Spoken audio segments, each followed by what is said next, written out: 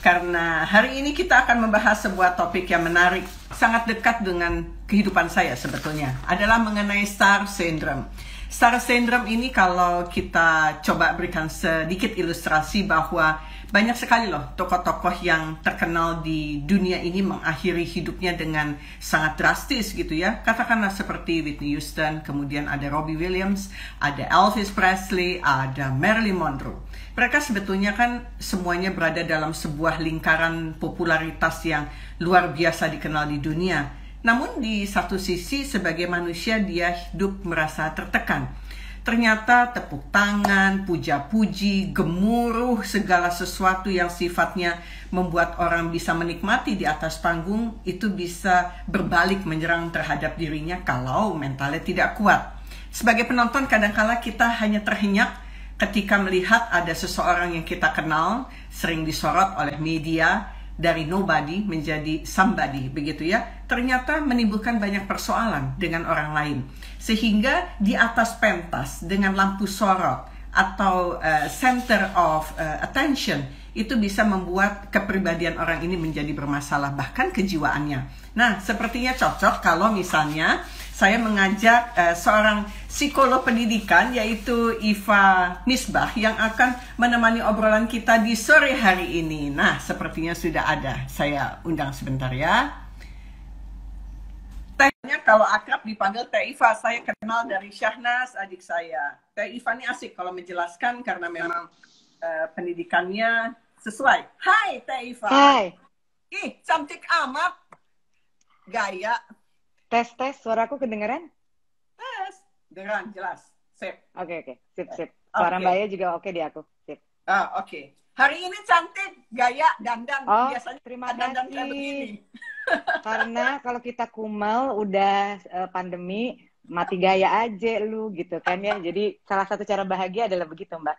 Oh iya, setuju. Emang make up itu bisa membuat perempuan bahagia ya. Tapi untuk menambah kebahagiaan bukan hanya fisik, tapi juga pengetahuan umum terkait Star Syndrome. Taifa, mau bicara mengenai Star Syndrome itu sebetulnya nggak jauh-jauh dari kehidupan saya sendiri gitu ya, terkait dengan masalah Star Syndrome. Tapi kalau kita lihat dengan ilustrasi yang tadi bahwa banyak sekali tokoh-tokoh yang kita kenal di dunia, ternyata memang mereka tidak sepenuhnya bisa menikmati apa yang mereka dapatkan dengan gemuruh yang ada di atas pentas begitu ya. Dan tragisnya mengakhiri hidupnya dengan bunuh diri. Saya kadang-kadang juga sebagai manusia normal berpikir, apa ya yang membuat mereka tidak bahagia? Sehingga ini bisa kita angkat sebagai Star Syndrome. Tapi sebelum kita masuk lebih dalam, saya juga ingin tahu lebih jauh sebetulnya definisi daripada Star Syndrome itu sebetulnya apa? Silakan Taifa. Ya, makasih Mama Aya, semoga sehat ya. Ya. Sebelum bahas definisi kan kayaknya serius banget ya. Jadi kenapa sih kita ngangkat Star Syndrome kan, Mbak? Aku tuh selalu ingat lagu God Bless ya. Dunia ini panggung sandiwara, gitu kan? Dan faktanya memang dunia ini panggung sandiwara. Kita tuh selalu pakai topeng sebenarnya setiap hari, gitu. Tapi kalau di psikologi topeng tuh artinya sih nggak negatif ya. Topeng tuh peran misalnya. Mama Aya ketemu sama Mas Eki itu topeng jadi istri. Nanti ketemu sama adiknya Mbak Aya topeng jadi kakak. Gitu loh. Terus masuk dunia panggung itu topeng menjadi public figure gitu. Nanti masuk dapur masuk topengnya menjadi mental babunya keluar gitu kan. Jadi artinya si topeng ini tuh kita banyak pakai peran ganti-ganti sebetulnya setiap hari.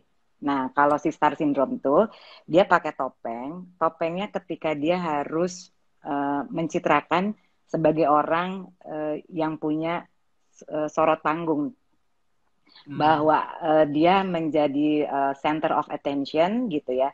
Jadi di mentalnya tuh tiap hari tuh kayak ada lampu panggung gitu loh Mbak, gitu ya. Itu yang disebut dengan ciri-ciri merujuk. Pokoknya siapapun ketika orang merasa bahwa dia itu tenar, dia hebat, dia populer, dan dia tidak ingin kehilangan itu sehingga nggak bisa membedakan lagi nih realitas sehari-hari saat dia di balik pintu ketika nggak ketemu siapa-siapa dengan ketemu orang. Jadi seluruh waktunya itu di pikirannya itu adalah gimana caranya aku mempertahankan eksistensi popularitasku. Kira-kira gitu sih, gitu ya, si star syndrome ini. Kalau sindromnya sendiri kan artinya gejala ya atau ciri-ciri. Nah, Ya. kalau si starnya sendiri kan bahasa sederhananya itu bintang ya gitu. Jadi Mm-mm. merasa punya kebutuhan gitu ya untuk mencitrakan dirinya itu sebagai orang yang selalu dipuja. Itu sih intinya sih Mbak sebenarnya. Oke. Artinya kalau seseorang di dalam kepalanya sudah ada frame bahwa selalu ada sorot, selalu ada perhatian yang diinginkan, tidak mau kehilangan segala sesuatunya, akan berdampak seberapa besar terhadap ketidakseimbangan jiwa ini. Misalnya Karena gini nih Mbak. dia udah nggak bisa lihat normal dong. Iya, iya, Artinya dia benar-benar. nggak bisa normal melihat siapa dirinya, dia nggak bisa normal melihat dia berperan sebagai apa. Yang penting saya harus menjadi seseorang yang menjadi pusat perhatian, begitu kan? Iya. Pasti ada masalah kan? Ibaratnya gini Mbak, misalnya Mbak Aya masuk ruangan ya. Hmm. Saat itu kita tidak sedang jadi star di ruangan itu. Misalnya kita Oke. jadi penonton atau Oke. bagian figuran lah gitu. Tapi kita akan attract orang dengan perilaku kita agar semua attention di seluruh ruangan itu harus me oriented. Hmm. Jadi di situ perilaku, ucapan itu memang ditujukan buat seeking attention. Hmm. Nah, saya tuh dulu dapet metaforanya itu bagus ya dari salah satu budayawan bilang gini. Dalam hidup, gak selamanya kamu itu bisa jadi dirijen di atas panggung atau orang yang pegang mic gitu. Hmm. Kalau di dalam orkestra, apakah kamu bersedia misalnya dalam pagelaran tuh ya Mbak, dia cuman tugasnya tuh apa sih tukang gendang tapi cuma 15 menit sekali. Udah gitu Ya. honornya paling kecil pula gitu, kebayang ya. Sementara penonton itu akan terfokus sama dirijennya atau misalnya penyanyinya gitu ya. Atau misalnya pemain musik. Tapi misalnya dia dapat peran itu kecil, tapi kalau dia nggak lakukan, kebayang ya, kalau tukang gendang ngamuk gitu ya, dia padahal dia cuma 15 menit sekali, tapi karena pengen taking of attention, dia merusak harmoni dari orkestra itu. Nah, itulah metafora di kehidupan kita, itu bahaya ketika kita nggak bisa menempatkan diri sih Mbak sebetulnya. Kuncinya tuh di situ. Tapi peran itu aku mainkan loh. Saya Yang mana? memainkan, artinya memainkan menjadi sosok karena pekerjaan saya adalah orang yang sering di panggung, sering memberikan sebuah paparan, kemudian menjadi moderator, sehingga memang harus attract orang yang ada di seputarnya. Tapi saya selalu mengatakan kepada otakku gitu ya, kalau kita turun panggung, ya udah jadi suara normal aja. Sehingga sehingga orang kalau misalnya ngelihat saya di atas panggung suka kayak bukan Soraya gitu loh. Jadi saya kadang-kadang melihat hasil video atau hasil saya ngomong misalnya di atas panggung, kayak bukan Soraya, yang asli Soraya itu kayak begini nih. Yang seru, yang cekikikan, tapi ketika di atas panggung saya bisa merubah saya akan merubah mindset saya sehingga saya fashion show, saya dulu pragawati, sehingga kan mereka harus fokus kepada saya begitu loh. Nah itu saya putar cara kerja otak saya, turun panggung menjadi suara normal, dan itu akhirnya terbiasa. Tapi yang menjadi permasalahan apabila kalau kita bicara star syndrome, kalau ternyata gejala itu tidak dialami oleh semua orang, lupa mandirinya, merasa pragawati tenar terus misalnya, atau merasa film terus, atau merasa sekarang apa sih YouTuber terus gitu ya. Kan bumi ini kan berputar terus, kehidupan orang juga akan berputar. Tapi untuk membuat supaya orang tidak lupa diri itu bagaimana Teh? Jadi kita tuh kalau di otaknya tadi Mbak Aya udah pinter tuh, switch on, begitu turun panggung switch off gitu. Nah yang bahaya kan switch on mulu tuh gitu loh Mbak Aya. Jadi misalnya dia di luar kehidupan panggung itu tetap butuh seeking attention, misalnya bikin status kah, atau bikin postingan-postingan yang ingin misalnya dapat like terus-menerus gitu loh. Sehingga dia akhirnya yang disebut star syndrome itu menggantungkan applause, menggantungkan konfirmasi, apresiasi dari orang luar. Jadi dia kebahagiaannya diletakkan kepada eksternal. Dia tidak punya cara membahagiakan dirinya ketika sunyi, istilah saya. Jadi untuk itu terhindar, tadi pertanyaan Mbak Aya, harus belajar sunyi Mbak. Harus belajar mencintai keheningan sebetulnya. Ketika nobody knows you gitu ya, ketika di balik pintu gak ada sorot kamera, ketika lu cuma pakai daster doang gitu ya, ketika keringetan sambil ngulek sambel, dan di titik itu dirimu happy gitu. Nah itu. Iya, betul, betul. Saya tuh mandiin anjing tuh seneng banget loh, bahagia gitu loh. Kalau orang panggil orang buat mandiin anjing, kalau saya nggak, terapinya adalah menjadi normal, ada mandiin anjing sendiri. Kan saya bukan orang yang suka ke dapur, saya taunya ke dapur makan, gitu ya, bukannya masak. Ya masak tuh kan eci sama anak-anak gitu ya. Tapi saya punya cara yang bisa menikmati hidup menjadi manusia normal, gitu ya.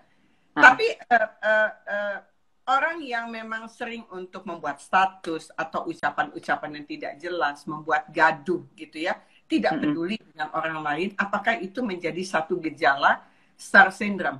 Apakah juga, pertanyaan kedua, star syndrome ini hanya datang dari selebriti atau mereka-mereka sebagai public figure, atau sebetulnya kriteria daripada orang yang bisa terkena dengan star syndrome itu adalah mereka yang berperan sebagai apa di masyarakat ataupun di lingkungan keluarga sekalipun? Oke, aku jawab yang kedua dulu ya. Sambil ngejawab yang di chat udah pada nanya nih, apa merasa selegram cemas ketika like postingan dikit. Oke, aku sambil jawab punya Mbak Aya ya. Jadi terlepas apakah dia public figure atau orang biasa, tapi kan sama-sama ciri-cirinya adalah merasa senang dipuja kan, gitu dulu kan. Nah, prosesnya apakah sama? Bisa sama, bisa enggak. Contoh, orang misalnya jadi artis nih, tapi dia prosesnya tuh jatuh bangun, Mbak. Dari bawah, tahu rasanya nggak di respect gitu ya, tahu rasanya tidak dapat tepuk tangan, tidak dapat like, tapi dia biasa aja. Sehingga pada saat jatuh bangun proses itu, ketika benar-benar jadi star, itu dia nggak kaget. Kalau ibaratnya compare sama orang kaya tuh bukan tipikal mental orang kaya baru gitu, dia nggak kaget. Nah, yang kaget itu adalah kalau tadinya kehidupan dia biasa-biasa aja, jauh dari tepuk tangan kamera, atensi orang, pujian. Tiba-tiba dia misalnya bikin sesuatu yang viral nih. Terus di booming nih, diomongin nih seantero Indonesia. Sesuatu yang dulu sulit dia dapatkan, pujian, perhatian, penghargaan, tiba-tiba dengan mudah. Datang ke mall, semua orang nyapa gitu ya. Mau ngantri, dia dipersilahkan duluan. Tiba-tiba dia merasa datang suatu kemudahan yang dulu kemudahan itu nggak dia dapat. Nah, di titik itu baik public figure yang udah terkenal kayak tadi Whitney Houston atau yang dadakan itu di titik terlena itu hati-hati. Biasanya pada saat titik terlena itu titik puncak kejatuhan. Karena apa? Karena dia selalu menyandarkan yang tadi kebahagiaan itu dari luar. Seberapa banyak sih likes? Kalau likes-nya dikit, terus tiba-tiba harga dirinya merasa lebih rendah dibandingkan kalau dia likes-nya lebih tinggi gitu Mbak. Jadi memang ciri-cirinya tuh kalau saya baca sejumlah literatur kayak gitu tuh sebetulnya kita mudah-mudahan terhindar lah dari 5 hal ini ya. Jadi selalu punya kecenderungan ingin selalu jadi sorotan publik. Me yang tadi bilang Mbak. Dia nggak mau tuh jadi tabuh tukang gendang 15 menit sekali. Nggak mau. Maunya adik. Pokoknya dia yang paling depan. Dia yang paling depan. Dia nyikut orang. Pokoknya gue yang kelihatan. Atau penyanyi atau penyanyinya. Oke. Jadi dia tidak akan senang misalnya gini, Mbak Aya sepanggung. Ini orang star syndrome. Dia akan envy kalau Mbak Aya yang dapat pujian. Karena I'm a star, the only one at that stage gitu loh Mbak. Jadi dia nggak mau berbagi matahari dengan yang lain istilah saya. Gitu. Nah, jadi itu ya, dia udah dijajah oleh rasa takut tuh. Ya, rasa takut bahwa atensi orang lain itu direbut. Makanya disebut bahaya juga enggak, tapi disebut bahaya kalau dia udah punya sifat iri dengki sebetulnya di situ. Jadi nggak suka ketika orang lain juga dapat center of attention lebih besar dari dia, gitu. Nah, terus, yang kedua agak ini Mbak. Yang kedua itu agak pansos juga tipikalnya biasanya. Pansos itu dalam arti kalau udah gaul milih-milih nih. Kalau misalnya postingan, gue mesti sama yang beken-beken biar aku terpansoskan. Gitu kebayang ya? Karena dia merasa naik harga dirinya. Makanya aku tuh kalau ngeliat orangnya foto sama orang-orang terkenal gitu-gitu tuh kayak ini postingan koleksi apa ya gitu, kebayang ya? Jadi dia nggak keluar dirinya gitu kan gitu. Nah yang ketiga itu ingin selalu tampil sempurna. Kita Oke. tahu lah ya banyak misalnya nggak semua tapi misalnya artis yang tuntutannya misalnya harus selalu perfect di atas panggung itu nggak bisa siap kalau misalnya tampil apa adanya. Dia merasa nggak oke di situ gitu loh. Nah jadi di titik itu dijajah lagi ketakutan. Tapi kalau ketakutannya ini ketrap kelamaan gitu ya, dia berarti hanya fokus kepada apa yang harus tampil di permukaan. Oke. Ya. Nah, yang ke yang ke Kamu. yang keempat nih yang agak bahaya ya. Hmm. Apa-apa tuh pengen dijadikan konsumsi publik. Sesuatu yang nggak perlu kita share ke publik itu Oh, di-share. Jadi kayak mau sedih kayak mau marah kayak isi kamar tidur kayak aku lagi makan apa kayak gitu, kebayang ya. hmm. Ini isi ruang kerjaku, ini apa. Jadi eh, saya sih bilang ya menyindirnya too much status will kill you loh.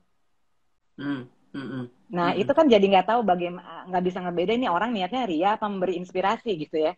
Karena kita Hmm. mesti ingat ya, jebakan Batman di dunia sosmed, kalau orang ngasih like sama kita, itu nggak berbanding lurus bahwa dia itu suka sama kita dan tulus. Karena kan relasi di dunia maya tuh beda banget sama dunia nyata sebetulnya. Oke, coba ulang sekali lagi. Orang kalau kasih like, artinya Mm-mm. lurus bahwa dia belum tentu suka dengan kita. Belum Atau tentu masih secara pribadi, belum tentu. secara Dan belum pribadi tentu juga tulus. belum juga tentu tulus. Belum Oke, tentu ini tulus di dalam relasi intrapersonal nyata ya. ya, ya, ya, ya. Gitu. Oke. Jadi Jadi gimana? kalau misalnya orang tidak kasih like, belum tentu dia nggak suka. Orang kalau kasih like, belum tentu dia tulus gitu ya. Iya, Jadi uh-uh. tahu orang tulus menyukai kita atau tidak sebagai orang yang berada dalam putaran putaran urusan ini bagaimana? Jadi jangan menyandarkan bahwa kita bahagia karena jumlah likes. Itu aja sih kalau di dunia sosial media, Mbak. Jangan Hmm. dijadikan itu basis bahwa kita merasa pricely gitu. Kita merasa berharga karena jumlah like. Itu jebakan banget di situ menurut saya, gitu loh. Sehingga Hmm. nanti yang kelima, dia jadi sensitif. Sensitif Ini menyandarkan like itu. ya, ya, ya, ya, ya. Oke. Jadi sensitif dengan kritik. Nah, Ya, betul. Sensitif sama so, kritik, sensitif sama like. Terus kalau misalnya ada yang komennya menyakiti, terus dia jadi baper. Ya salah kita, kenapa kita posting? Ya kita siap dikritik kan pada saat kita posting. ya, betul. Sudah tahu begitu ya. Nah, Heeh. bicara mengenai masalah sensitif terhadap kritik, seberapa besar sebetulnya mereka yang berada dalam sorotan popularitas ini, mereka sebaiknya tidak usah menjawab atau sebaiknya bisa diproses melalui hukum. Ada yang mengatakan begini, kayak saya lihat Angelina Jolie Mhm. dibuat wajahnya seperti orang apa tengkorak, Hmm. kemudian akhirnya perempuan umur 21 tahun dibawa ke hukum urusannya dan dia terkena dengan sanksi. Dan Angelina Jolie-nya juga tidak melakukan apa-apa. Dia minta maaf karena iseng. Jadi mukanya Hmm. dibikin hot, dibikin tengkorak, tapi Angelina Jolie. Begitu. Akhirnya kena masalah dengan hukum di Amerika. Begitu loh. Artinya Hmm. seberapa besar sebagai seorang star untuk bisa bereaksi terhadap kritikan ataupun segala sesuatu yang muncul di media. Batasannya itu apa sih, Teh Iva? Sebetulnya kan kalau dunia sosmed kita tuh agak unik ya Mbak kalau di Indonesia.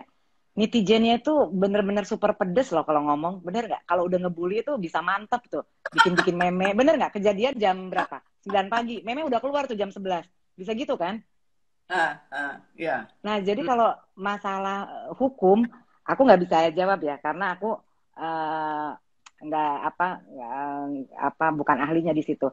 Tapi maksud saya, kita tuh nyiapin mental tuh nggak terbang karena pujian, nggak tumbang karena hinaan gitu loh Mbak.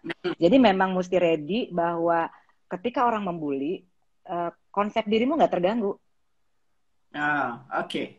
Oke. gitu. Kalau saya misalnya ada yang berisik di Instagram saya dan itu adalah saya punya tayangan karena Instagram buat saya adalah rumah Mm-mm. saya pribadi. Sehingga orang yang follow saya anggap menjadi tamu. Ketika Mm-mm. tamunya saling ribut satu dengan lain, sementara masuk di dalam rumah saya, buat saya itu adalah salah satu cara yang paling tidak sopan. ketika Oke. kita memegang gadget. Sehingga Hmm. saya mengambil keputusan bahwa saya akan blok. Hmm. Karena jangan pernah ribut di rumah orang, apalagi ngebahas sesuatu yang konteksnya tidak sesuai dengan apa yang ada di gambar atau di tayangannya begitu loh. Menurutmu gimana? Saya blok. Ini tuh resiko kalau kita bikin status, terus orang berantem di lapak kita. Sebetulnya. Iya, Iya kan? iya. Jangan-jangan memang kita memfasilitasi tanpa kita niat gitu loh, Mbak. Kebayang ya? Oke, oke. Jadi paling bisa apa sih kayak, aduh, mohon maaf ya gitu. Saya lebih nyaman kalau kita diskusi dengan open dan tidak saling serang gitu. Eh, saya niat ini buat ini. Tapi statement singkat aja Mbak, karena pada dasarnya orang nggak ada yang mau dikotbahin juga kan. Karena bisa jadi kalau udah emosi Mbak, orang tuh nggak peduli berantem di lapak siapa, itu masalahnya kan. Nah itu orang yang nggak tahu aturan tuh, nggak tahu sopan santun. Jadi Ya paling mohon maaf gitu ya, bahwa jangan berantem di lapak saya dong. Pakai bercanda aja Mbak, gitu. saya nggak ada waktu buat nasehatin banyak orang. Mesti pakai Teh Iva tuh yang pinjam tangannya. Teh Iva, tapi kembali lagi ke urusan bagaimana sih sebetulnya mereka akhirnya mengatakan bahwa menjadi beken dengan popularitas, dengan lampu sorot itu ternyata perlu ada persiapan mental. Orang tuh dengan mudahnya cita-citanya ingin terkenal. Tapi orang kalau mau terkenal itu kan ada proses yang harus mereka siap segala sesuatunya. Karena di ujung-ujungnya pasti akan membuat diri mereka akan menjadi tidak bahagia begitu loh. Sebetulnya apa yang harus dipersiapkan untuk seorang bintang atau seseorang yang akan menjadi terkenal atau orang yang akan dibawa menjadi terkenal atau punya potensi terkenal untuk dipersiapkan agar supaya terkenalnya tidak hanya 1 tahun atau 2 tahun setelah itu hilang begitu ya. Apa sebetulnya yang membuat mereka bisa bertahan lama begitu untuk bisa menjadi salah satu contoh buat orang lain? Mereka tahu tujuan hidup mereka buat apa Mbak? Jadi meaning of life itu yang paling penting sebetulnya. Jadi kalau misalnya gini, tujuan gini Mbak, sama metaforanya kayak gini. Kamu tujuan bekerja itu buat dapat duit atau buat misalnya mengoptimalkan potensi. Kalau lu tujuannya dapat duit, bisa jadi lu duitnya susah dapat. Tapi kalau lu mau optimalkan potensi, bertanggung jawab, attitude-nya bagus, uang kan konsekuensi Mbak. Sama seperti popularitas.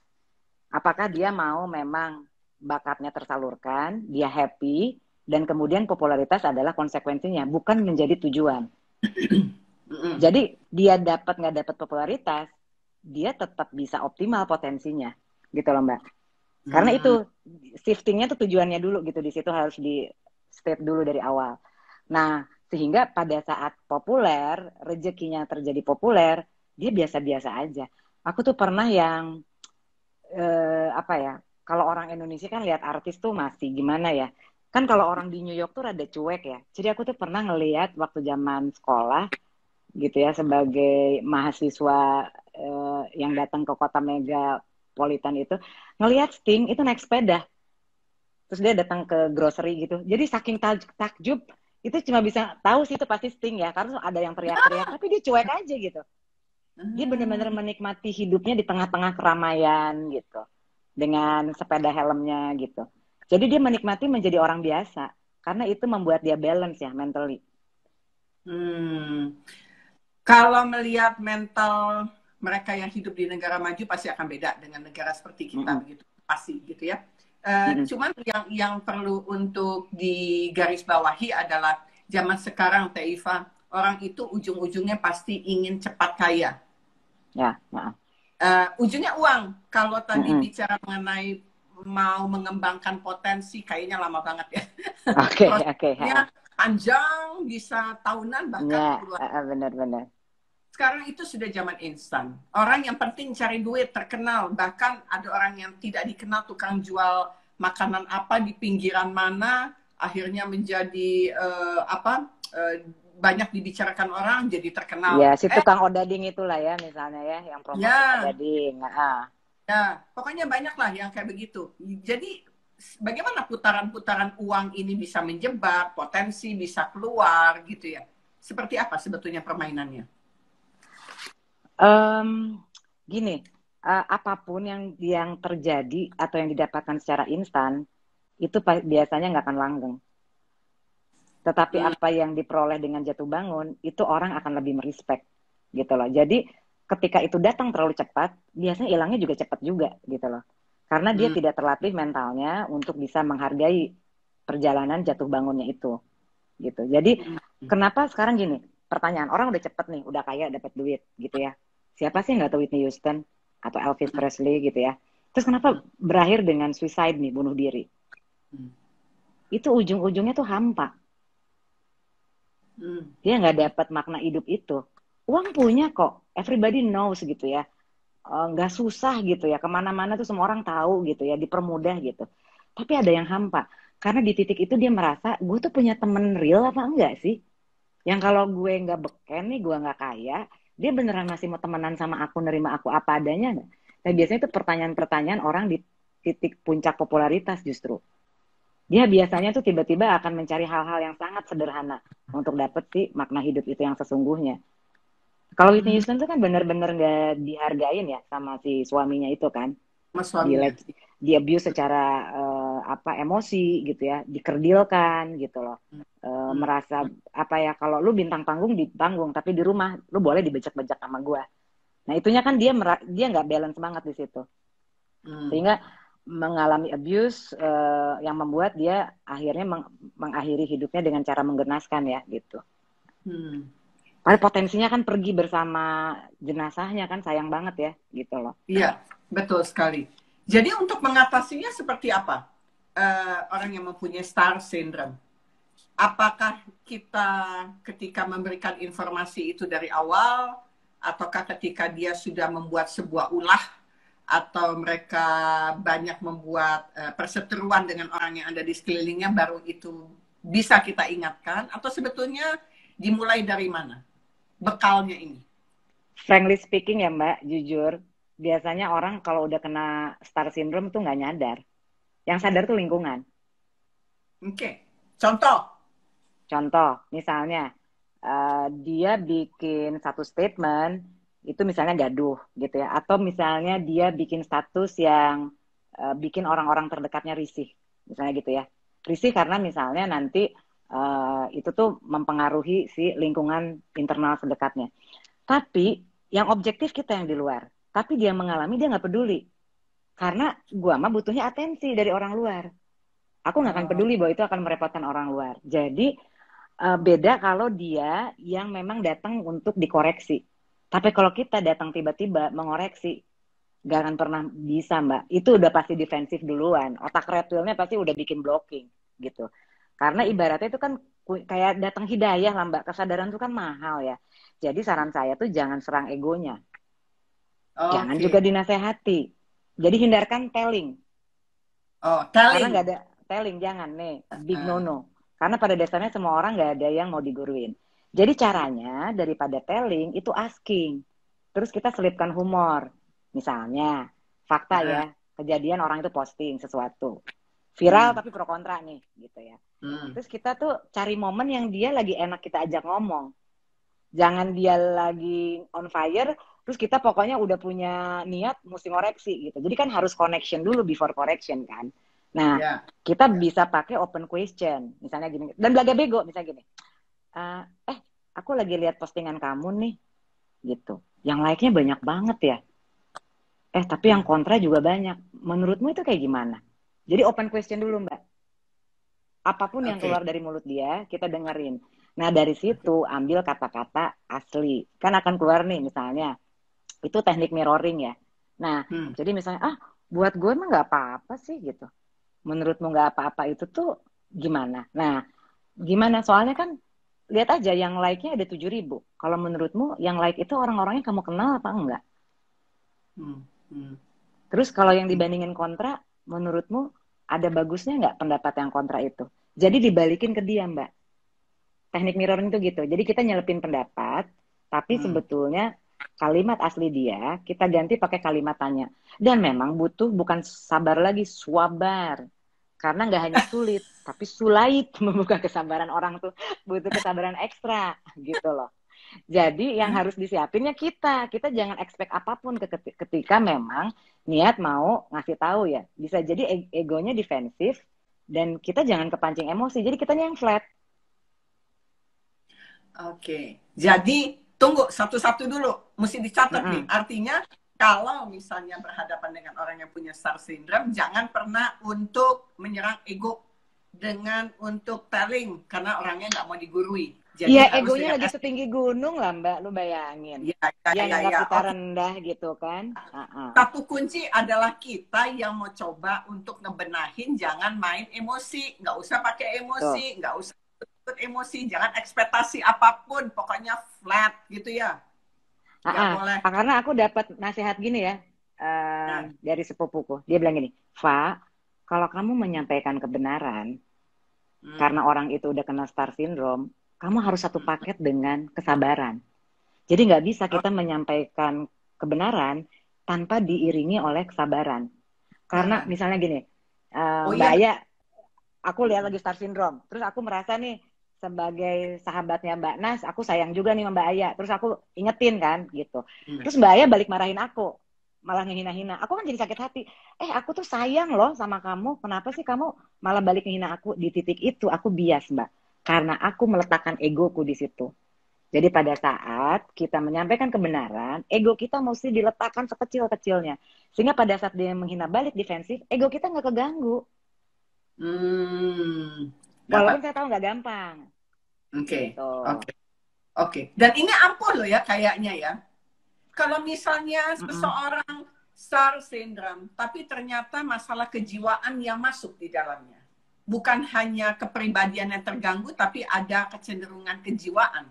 Bagaimana untuk memilah-milahnya? Nggak pernah ada kesadaran, misalnya. Kan tadi dikatakan, orang yang membawa kebenaran harus satu paket dengan kesabaran. Kayaknya sudah kesabarannya sudah sering dibawa, tapi ternyata kesadarannya nggak muncul. Nah, misalnya katakanlah begitu. Itu apakah diamkan saja, ataukah biarkan dia nanti terpentok dengan masalahnya sendiri, sehingga itu menjadi kesadaran yang bisa dia dapatkan, atau ada cara lain? Kan gini Mbak, kalau orang tuh star syndrome udah kepala batu nih ya, bener nggak? Terus kita jadi gondok nih, ngasih taunya malah gondok ya, gitu. Tapi percayalah Mbak, kita harus refleksi vibrasi energi pada saat kita mengoreksi dia, itu udah pakai kasih apa belum? Udah pakai rasa sayang apa belum? Atau tanpa kita sadar, niat kita baik, tapi energi kita menghakimi, gitu loh. Energi baik, tapi suka menghakimi. Dicatat lagi. Benar. Jadi ngomongnya halus Mbak, tapi nyugat kayak beling gitu.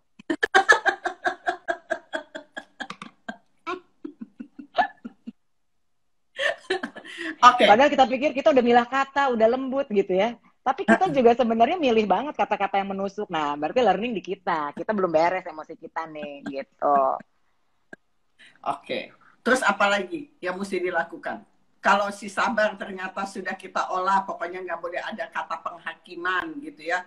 Terus apakah kesadaran seseorang itu sudah diupayakan oleh orang yang ada di sekitar yang ingin membuat seseorang itu menjadi normal, akhirnya menyerahkan kepada hukum alam bahwa kejatuhan popularitas itu akan membuat orang menjadi sadar? Ataukah kejatuhan sebuah popularitas akan membuat menyerang dirinya akhirnya menjadi seperti tokoh-tokoh yang tadi di awal kita sebutkan? Gini Mbak, sebetulnya ya, siapapun yang sedang dalam puncak popularitas, ujiannya adalah kemauan untuk mendengarkan nasihat.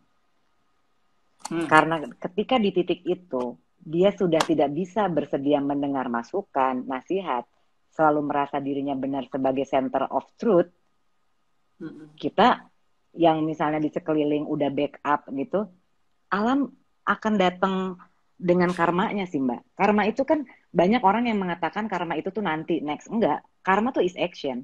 Cuma datangnya later atau sooner itu kita nggak tahu. Itu ngikutin hukum momentum alam. Gitu. Nah, di titik itu ada orang yang memang harus kejedotnya memang sama alam, Mbak. Alam tuh macam-macam ya, publik gitu ya, atau dia dapat pelajaran ditampar Tuhan, ketemu peristiwa apa yang memang langsung bisa membalikan you are just nothing gitu loh sebetulnya gitu ya, cuman makhluk biasa gitu. Dan sebetulnya satu lagi sih Mbak, untuk bisa tanda kutip sembuh itu belajar love yourself before love others untuk siapapun. Jadi ketika nanti beneran populer, dia sudah bahagia dari dulu, bukan bahagia karena tepuk tangan atau dapat like gitu ya. Karena yang menjadi candu ya adalah gini, kita pikir kita bahagia ketika dapat tepuk tangan, sorot kamera, like gitu ya, pujian yang bikin kita tersanjung gitu. Tapi kenapa hati kita tetap hampa dan empty seperti Elvis Presley sama Whitney Houston? Karena di dalam diri kita ada yang disebut dengan inner child, diri kecil yang selalu rindu untuk dicintai oleh diri kita sendiri. Itu sebetulnya titiknya. Balik lagi ternyata, balik lagi ke inner child kita. Karena inner child itu kan adalah kepribadian pertama yang menempati kepribadian kita pada saat menjadi orang dewasa. Kita kan pernah jadi kanak-kanak, pernah polos, gitu ya, pernah begitu bersemangat, pernah begitu banyak ingin tahu, gitu ya. Nah, di titik itu kita ketemu lagi sama diri kecil. Biasanya tuh si diri kecil tuh nuntun ya, suara Tuhan tuh biasanya ada di situ ya, dari pengalaman aku ya, gitu. Karena barang siapa bisa mengenal dirinya, dia baru bisa mengenal Tuhannya. Mengenal diri tuh gini, aku mampu menerima kekuranganku, dan kalau aku diberi kelebihan, aku tidak meninggi di atas orang lain. Karena aku tahu itu cuma pinjaman kok, gitu. Nah, di titik itulah yang disebut dengan Eling, gitu loh Mbak. Oke. Saya ingat ada sebuah statement nih, saya cari dari Al Pacino. Aktor watak yang dikenal sebagai aktor besar dalam film The Godfather. Mengeluhkan adanya kejujuran dan keterbukaan seputar popularitas yang diperolehnya. Hal yang paling sulit menjadi terkenal adalah setiap orang bersikap baik kepada Anda, setuju dengan semua pandangan Anda, bahkan kegilaan-kegilaan yang pernah Anda katakan. Tapi Anda tetap butuh orang yang dapat mengatakan kepada Anda sesuatu yang Anda tidak pernah dengar. Ya, mana teh goreng misalnya, mana teh bawel gitu, ngerti nggak? Lu tuh lebay deh statusnya. Kita tuh butuh loh suara-suara yang penyeimbang dari toxic positivity ya istilahnya ya. Terlalu banyak too much pujian itu bikin toxic positivity. Kalimat semua terlalu positif itu bisa jadi toxic. Jadi justru beruntung kalau punya lingkungan teman-teman yang ngomongnya itu kalau bahasanya Mbak Anas tuh apa? Cabe karetnya 5 gitu, kebayang ya? Tapi jujur gitu, ngerti nggak? Karetnya 5, tapi iya, jujur pedas. gitu. Pedas. Tapi dia tulus ngasih tahu gitu. Nah, itu tuh kita mesti beruntung dapat teman-teman yang julid sebenarnya. Tapi dengan niat tulus beda ya, karena vibrasi itu nggak bisa bohong ya. Vibrasi itu nggak bisa bohong. Iya, betul. Keseimbangan itu perlu ya buat orang-orang yang memang mengalami star syndrome. Artinya proses mirroring tadi seperti cermin, bagaimana untuk berkaca gitu ya, bagaimana kata kunci dari sebuah kejadian yang akhirnya bisa membuat si orang ini tidak bisa masuk ke dalam sindrom yang dikatakan tadi. Apakah setiap artis mengalami star syndrome? Saya mengatakan tidak. Tapi Nggak juga. Apa kalimat kata kuncinya gitu loh. Misalnya untuk artis pendatang baru yang mereka baru sekali kena kamera, baru sekali diwawancara udah mengatakan I'm a star gitu ya. Itu bagaimana untuk bisa memberikan porsi yang paling bagus? Prosesnya lewat apa? Don't be fake. Don't be fake. Oke, nggak boleh jaga palsu. Porsi. Panggung itu memang selalu mengharuskan kita palsu tanda kutip ya. Tapi setiap orang harus menyediakan porsi be yourself. Karena itu yang akan membuat sehat mental. Ciri orang sehat mental Mbak Aya bisa mentertawakan dirinya. Itu. Okay. Bisa mentertawakan dirinya, bisa mentertawakan kekonyolan gitu ya. Terus dia bisa bisa dengan tenang mengakui kesalahan.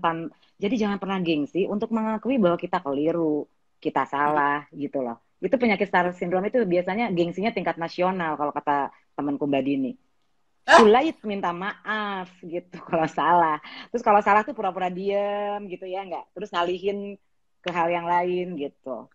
Nah itu yang akan membuat sehat mental tuh itu. Iya. Kalau salah minta maaf. Itu bisa dilatih kan sebetulnya ya? Oh bisa banget. Bisa. Itu dimulai dengan yang tadi, tidak boleh fake, nggak boleh palsu, nggak boleh Nggak boleh imitasi, palsu. nggak boleh palsu. Dan untuk bisa kita nggak palsu, itu pada saat kita memang bahagia dengan diri kita dulu, Mbak. Si inner child itu. Balik lagi ke Jadi, sana. balik lagi, ada nggak ada tepuk tangan, I have a friend inside myself. Aku punya temen yang bisa aku ngajak ngobrol kapanpun. Dan Tuhan udah kasih itu di dalam diri kita. Cuma masalahnya, apakah selama ini kita terlalu sibuk gitu loh, mengejar yang di luar, kita lupa ngurus diri kita yang di dalam. Sehingga bisa jadi orang populer, Mbak, tapi dia kesepian di tengah keramaian. Itu yang kenapa Iya, orang berakhir suicide itu. Kan suicide itu benar-benar kita kayak ngerasa udah gak punya teman. iya, betul, betul. Itu yang menjadi pertanyaan saya ketika Robbie Williams meninggal. Itu kan tokoh yang sangat lucu banget gitu kan. Semua film-film Hollywood dia kan kalau mewakili bapak gitu, itu kan tokoh yang menyenangkan. Kenapa jadi Tapi bunuh diri? pelawak itu tekanan stresnya tinggi loh, Mbak.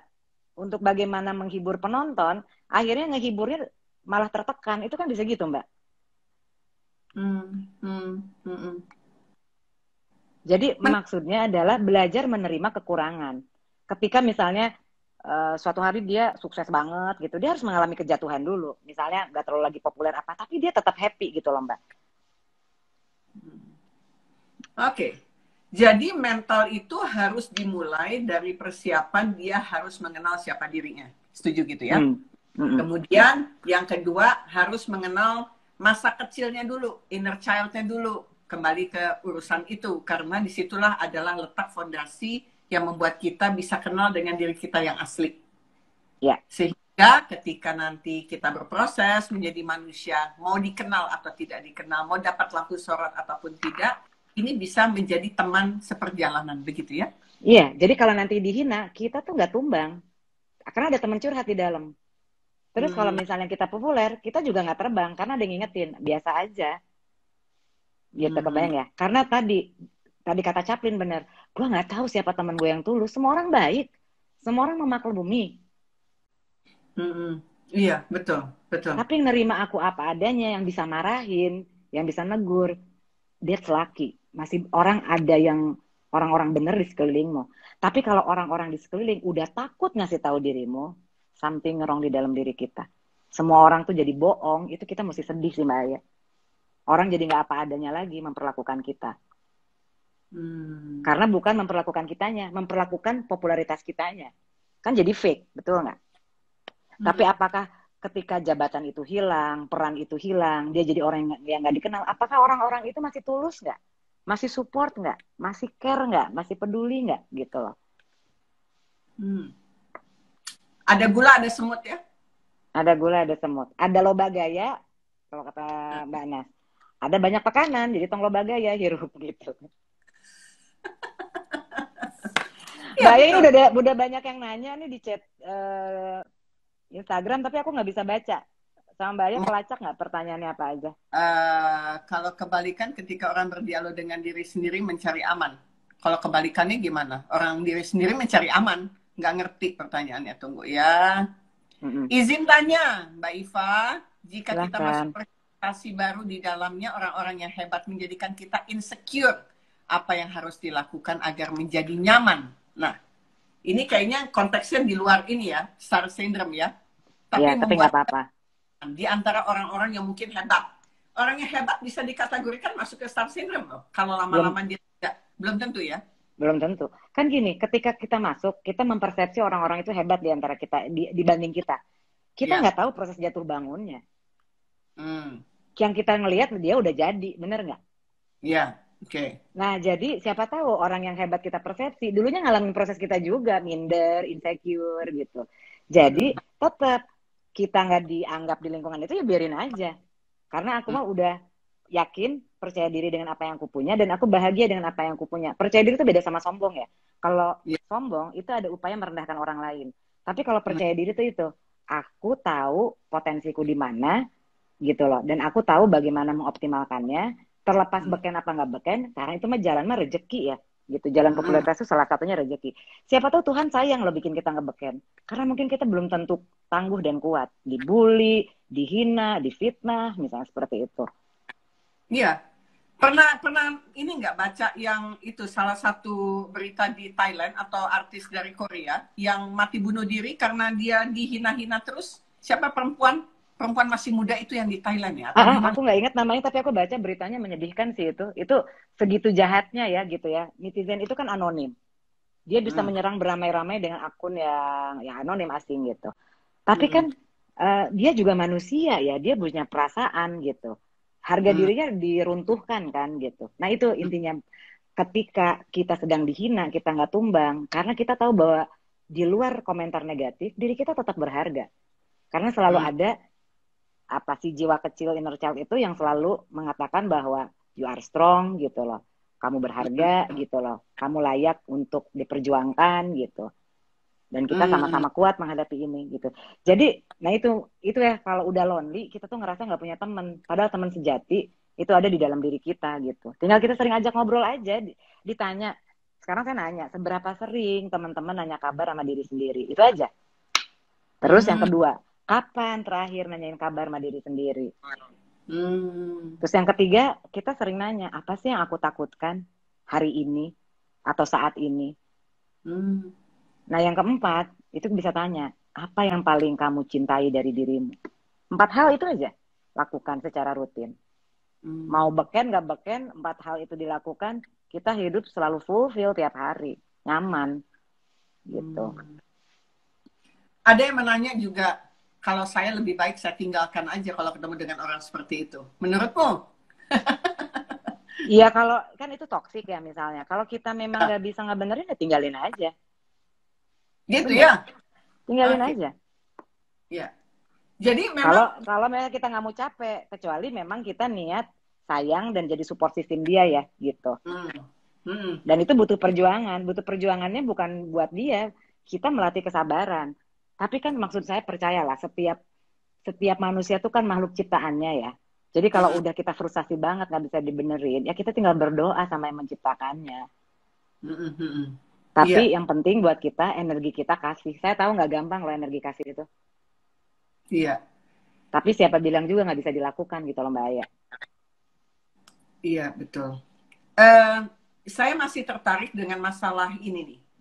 Popularitas ini antara harapan dan beban. Artinya Mhm. ketika seseorang ingin menjadi bintang, ada sebuah harapan, ada beban yang harus selaras. Harapan dan beban itu kalau menurut saya harus selaras dengan kemampuan atau skill kita masing-masing, bukan? Kalau misalnya Mhm. mau menjadi presenter, mau menjadi host terkenal, mau menjadi anggota DPR, mau menjadi public figure, mau menjadi artis penyanyi, atau mau menjadi konduktor, atau menjadi seorang musisi, apapun, harapan dan beban itu harus equal, Mhm. equality, Mhm. begitu.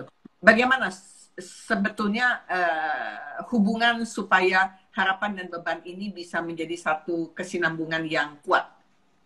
Oke. Kalau saya simpel ya, jangan maksain sesuatu beban yang overload yang kita udah nggak bisa pikul.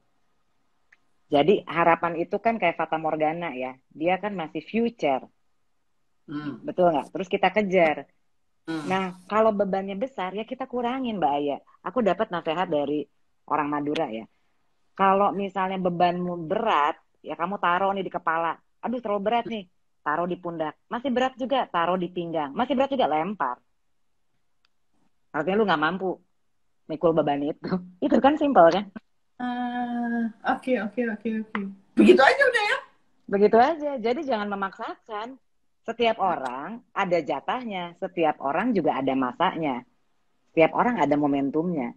Cuma kebanyakan orang nggak sabar. Makanya saya bilang, jangan ngejar popularitas. Popularitas itu hanya konsekuensi. Yang kita kejar, tujuan hidup yang meaningful.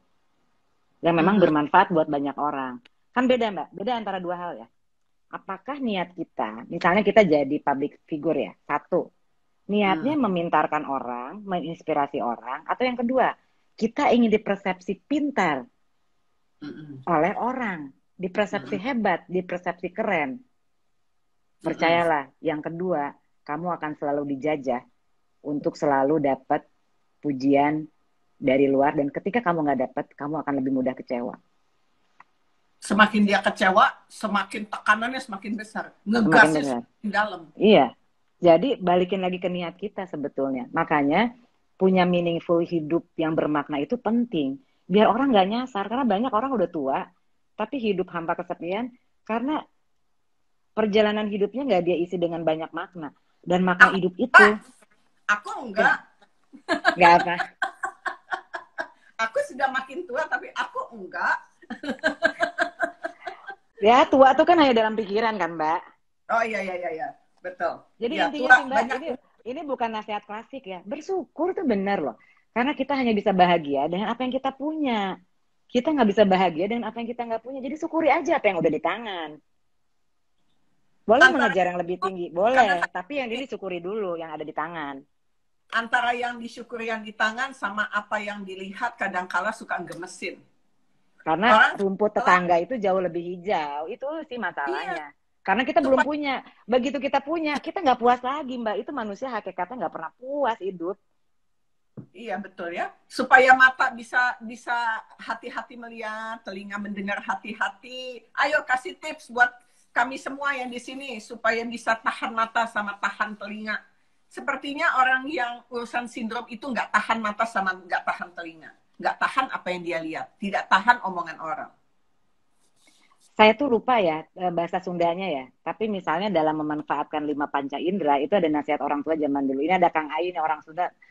Nanti aku di remedial ya Kang Ayu kalau ini. Kalau punya mata, jangan melihat sesuatu yang bukan untuk kamu lihat. Tong ningali anu lain tetap poin. Oh, oke, Kalau nggak ngerti. penciuman, Oke, oke. Nah, ya jangan lihat apa yang kamu nggak bisa lihat. jangan melihat sesuatu yang bukan jatahmu untuk melihat. Oh, yang bukan jatahnya. Oke, oke. Dan jangan juga mendengar sesuatu yang nggak perlu kamu dengar. Oke. Sekarang penciuman. Jangan menciumi sesuatu untuk sesuatu yang nggak perlu kamu cium-cium. Bau busuk, gibah, hoax gitu, kebayang ya? Kalau Dan pakai bahasa mulut, itu gibah edukatif, gibah edukatif. akan rengginang. Bener, bener. Nanti gue kirim ya. Nah kalau mulut, jangan mengucapkan sesuatu yang memang nggak pantas diucapkan. Oke. Yang kelima, perabaan. Jangan meraba sesuatu yang bukan untuk diraba dan itu bukan haknya gitu ya. Mungkin kalau istilah agama tuh jangan sesuatu yang bukan hakmu ya haram untuk disentuh karena itu bukan hakmu, ada hak orang lain. Itu aja Mbak kalau hidupmu selamat. Oh, ini bagus ya. Nanti aku Jangan, kasih ya bahasa Sunda aslinya ada sih. Tapi ini ya. kan semua Aku penontonnya bukan orang Sunda. bukan orang Sunda, tapi aku Indonesia kan begini nih. Kalau misalnya kita melihat bukan yang memang kamu melihat yang bukan jatahnya, ya betul ini. Uh-uh. Kalau yang kedua, kamu jangan mencium, salah, ini apa nih? Kamu jangan mendengar sesuatu yang tidak perlu kamu dengar. Uh-uh. Jangan mencium sesuatu yang nggak usah dicium, mengendus sesuatu yang baunya. Busuk. Apa? Mencium itu istilah, bukan mencium mengendus, tapi mencium Mengendus. sesuatu yang Endus. apa sih kebohongan bisa Ya. masuk, apalagi gibah di dalamnya gitu ya. Uh-uh. Oke. Ketika punya mulut, jaga sesuatu yang tidak pantas untuk diucapkan dan indera peraba kita adalah sesuatu yang tidak pantas untuk kita raba yang bukan hak kita. Hak. Kali. Ya. Ini bagus loh. Hak kita. Terima kasih, ini aku dapat dari Kang Zaini Alif, guruku, seorang budayawan. Nah, ini ada dari Mbak Siska nih pertanyaan. Porsi yang berteman dengan diri sendiri itu gimana ya Mbak? Mungkin jadi negatif karena keseringan berdialog sama diri sendiri. Ya enggak Mbak, nah, itu mah bukan nugelo, baru ngomong sama diri sendiri itu nggak jadi gila. Bukan, itu beda. Beda. Emang ada tekniknya sih Mbak Siska ya, teknik berdialog dengan diri sendiri itu tadi aja pakai 4 pertanyaan. 1, kita bertanya kabar kita tuh kayak apa sih, gitulah. Dan nanya kabar kamu belum hari ini, dirimu. Yang kedua, kapan terakhir, rutin apa enggak. Yang ketiga, kita selalu refleksi apa yang paling kita takutin, biar kita nggak overthinking, gitu. Yang keempat, apa yang paling kamu cintai dari dirimu. Gitu. Nah itu salah satu bentuk dialog itu dengan diri sendiri. Jadi bukan yang terlalu masuk ke dalam terus jadi nyasar, bukan gitu Mbak Sis, gitu ya. Dan biasanya jawaban itu keluar dari detak jantung. Kalau detak jantungnya enak, detaknya itu tandanya aman. Kalau detak sensasi jantung, tubuh nyaman kan, gitu. Misalnya gini. Kalau dapet, dia pertanyaan pertama ya, Mbak Aya nanya ke aku, Mbak Iva apa kabar hari ini? Aduh, gue bete banget deh. Beneran deh Mbak Aya, aku lagi. Itu aku jujur sama diri sendiri. Nggak bilang, oh aku fine, I'm a perfect woman, can do bla bla bla. Enggak. Gue jujur, gue lagi bete. Gitu. Kapan terakhir nanya? Jarang sih ya, 16 tahun yang lalu nih gue.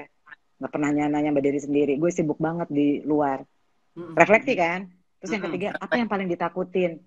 Aku takut ditinggalin orang-orang, takut ditinggalin pacar, takut orang-orang gak sayang lagi sama aku. Terus yang keempat, yang paling kamu cintai apa? Oh ternyata aku tabah ya selama ini hidup survive gini-gini. Gitu, itu aja. Jadi dialog-dialog ringan yang akhirnya kita bisa memvalidasi emosi kita tiap hari buat sehat mental. Nanti kan lama-lama ada jurnalnya tuh tiap hari nanya. Nanti kita bisa baca, gila 3 tahun yang lalu percakapan gue gini banget ya sama diri sendiri. Atau, dulu gue pernah bikin kalimat gini ya saat aku down. Terus tiba-tiba aku dapat kata-kata mutiara dari refleksi pikiran aku sendiri. Gitu. Jadi refleksi itu adalah bentuk daripada kontemplasi atau orang mau mencoba menyendiri dalam keheningan yang tadi Taifa katakan di awal. Jadi teman-teman sahabat-sahabat mau mengenal dirinya sendiri adalah carilah keheningan. Keheningan itu bisa didapat ketika kita beribadah dengan keyakinan apapun. Pasti hening. Karena ketika orang ibadah itu pasti mencari masuk ke dalam dirinya sendiri. Nah itu waktunya untuk kontemplasi atau diskusi atau ngobrol. Makanya tadi dikasih tuh ada konsep bertanya kabar mengenai dirinya, kapan terakhir bertanya apa yang ditakuti, apa yang dicintai, dan itu betul. Memang tiap hari kita bertanya. Waktu hening itu tuh nggak melulu menyediakan waktu buat hening nih. Ada sahabat saya nih, Mbak Heni Hong ya, penjahit kebaya saya. Mungkin saat Mbak Heni ngejahit kebaya, itu kan mengheningkan diri, membayangkan siapa yang akan customer yang dia beri gitu loh, kebayang ya. Lagi kita masak, lagi kita digerasi, itu bisa waktu hening, lagi kita mandi. Maksud saya waktu hening itu adalah waktu kita connected to ourselves. Di tengah keramaian, kita tetap bisa koneksi sama diri sendiri. Gitu. Jadi sadar diri, jadi hadir penuh, sadar utuh gitu loh Mbak. Iya, betul. Setuju. Itu yang sering saya lakukan dan itu bentuk yang paling enak adalah ketika aku lagi dekat sama tanaman. Saya itu kan perempuan tanaman ya. Jadi ketika nyiram, di saat itulah kayak ngobrol banyak gitu di sini. Di otakku dibikin selaras antara hati dengan perasaan, dengan pikiran. Itu terus terjadi dialog-dialog dan itu akhirnya menjadi satu solusi atau jalan keluar atau satu fokus untuk hari itu dilakukan. Iya, mungkin karena ternyata di tanaman itu Mbak Aya, aku dikasih tahu petani. Jadi kayak ada enzim apa yang dia tuh akan meloncat-loncat, yang itu tuh memberikan kita endorfin buat kita bahagia. Betul. Makanya petani itu betah banget di sawah seharian karena itu jadi kayak ada apa ya, kita nginjak tanah si kaki gitu ya. Itu kan medan elektromagnetik bumi itu terhampar luas ya. Jadi mengenolkan gejolak emosi yang lagi negatif dengan sesederhana kaki telanjang kita nginjak tanah atau kita baringan gitu.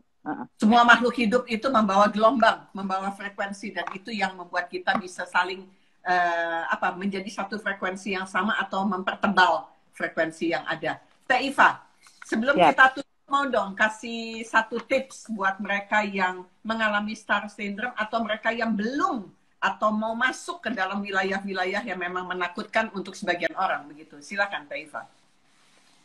Oke, teman-teman Mama Ayah yang saya cintai, jadi dalam hidup itu tugas kita itu adalah menjadi diri sendiri, be otentik, be genuine, gitu. Jangan karena kita pengen populer, pengen apa, terus kita kehilangan jati diri kita, gitu ya. Jadi shining it, gitu ya, potensi bakat apapun, tetapi yang penting kita punya akar, jati diri kita tahu diri kita siapa. Kita tahu kelemahan kita di mana, dan gak jadi minder karena itu, dan kita tahu kekuatan kita ada di mana, bukan untuk juga menyombongkan. Insya Allah bakal eling tiap hari Mbak Aya, gitu ya. Betul. Mudah-mudahan ya kita menjadi orang-orang yang paling ingat sama diri sendiri karena nggak mudah dalam kehidupan. Jebakan-jebakan Batman-nya banyak. Kadang jebakan Batman-nya banyak. Niatnya begitu, tapi dalam proses perjalanannya seringkali masuk ke dalam jebakan-jebakan yang tanpa kita sadar kita masuk ke dalam lubang seperti itu.